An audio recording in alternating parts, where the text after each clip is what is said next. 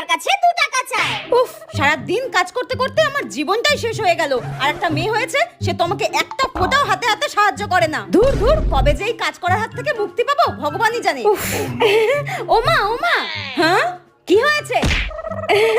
এই দেখো মা, আমি কি সুন্দর একটা নতুন শাড়ি কিনেছি, এই দেখো।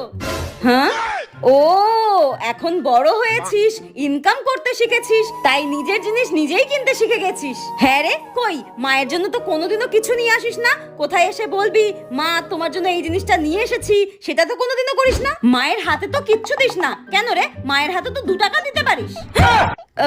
ও তোমার 2 টাকা লাগবে? আরে আগে বলবে তো। দাঁড়াও দাঁড়াও, দিচ্ছি, দাঁড়াও দাঁড়াও। কোথায় গেল জানো? এই তো, এই নাও। হ্যাঁ